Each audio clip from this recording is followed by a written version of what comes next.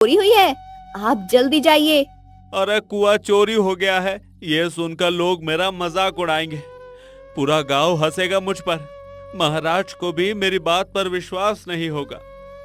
वो सब मैं जानती हूँ, पर अभी महाराज ही हमारी सहायता कर सकते हैं।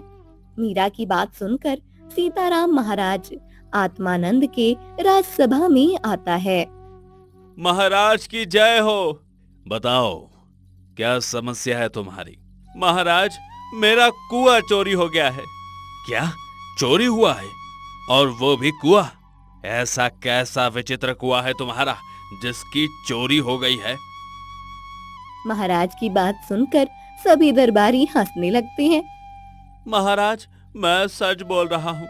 2 दिन मजदूर लगाकर मैंने अपने खेत में कुआं बनवाया था। कल रात पानी से भरा हुआ वो कुआं मेरे खेत में ही था, पर जब आज सुबह मैं और मेरी पत्नी खेत में फसल को पानी देने के लिए गए, तब कुआं वहां नहीं था। क्या बोल रहे हो तुम? मुझे तो विश्वास ही नहीं हो रहा है। कोई कुआं अपनी जगह से लुप्त कैसे हो सकता है? महामंत्री, आपने कभी इस विषय में कुछ सुना है कि कोई कुआं अचानक से लुप्त हो गया हो? नहीं महाराज, ऐसी विचित्र घटना तो मैंने जीवन में आज पहली बार सुनी है। ऐसा कभी हो ही नहीं सकता। ये व्यक्ति अवश्य झूठ बोल रहा है। ये राज्यसभा का समय व्यर्थ कर रहा है। अरे नहीं महाराज, मैं सच बोल रहा हूँ। मैं एक गरीब किसान हूँ। मैंने साहूकार से कुआं बनवाने के लिए कर्जा लिया है। आप चाहे तो उनसे पूछ लीजिए। महाराज महामंत्री को आदेश देते हैं और साहूकार को राजसभा में बुलाया जाता है। साहूकार, बताओ, इस किसान ने तुमसे कुछ दिन पहले कुआं बनाने के लिए कर्जा लिया था? हाँ महाराज, ये कुछ दिन पहले मेरे पास आया तो था और कह रहा था कि उसे अपने खेत में कुआं बनवाने के लिए कर्जा चाहिए था, और कह रहा था कि अच्छी फसल होने के बाद सारा कर्जा एक साथ उतार दूंगा। देखिए महाराज, मैंने कहा था ना, मैं सच बोल रहा हूँ। मैंने कुआं बनवाया था, पर अब वो गायब हो गया है। महामंत्री, आप स्वयं इस किसान के खेत पर जाकर देखिए। यदि वहाँ कुआं बना होगा तो उसके कोई तो चिन्ह मिलेंगे। महामंत्री सीताराम के साथ उसके खेत में आते हैं। महामंत्री पूरे खेत को ध्यान से देखते हैं और फिर से महल में चले जाते हैं। महाराज, मैंने उस किसान के खेत का पूरा ध्यान से निरीक्षण किया, परंतु उस खेत में 2 दिनों पहले कोई कुआं बना हो ऐसे कोई चिन्ह नहीं थे। समझ नहीं आ रहा है कि वो किसान हमसे झूठ क्यों बोल रहा है। महामंत्री, आप उस किसान पर नजर बनाए रखिए। मुझे तो किसान उसके कुएं की तरह विचित्र लग रहा है।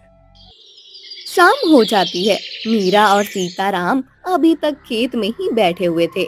अंधेरा हो जाता है और अचानक उन्होंने बनाया हुआ कुआं उसी स्थान पर प्रकट हो जाता है जहां कल उसे बनवाया गया था।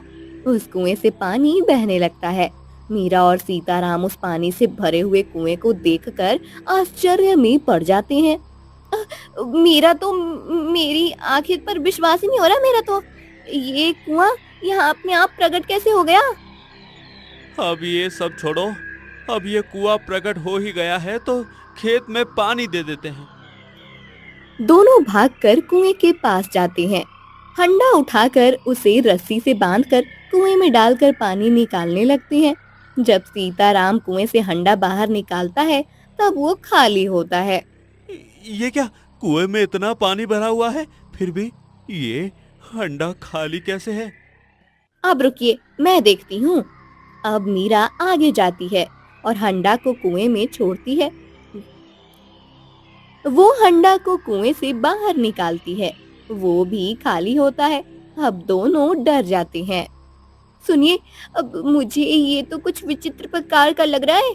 हमें इस कुएं से दूर ही रहना चाहिए। मुझे भी कुछ समझ नहीं आ रहा है, ये सब क्या हो रहा है। चलो अभी हम घर चलते हैं, कल आकर सोचेंगे क्या करना है। मीरा और सीताराम घर आते हैं।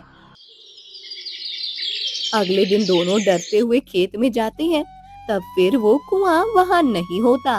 अब तो दोनों के पैरों तले जमीन ही खिसक जाती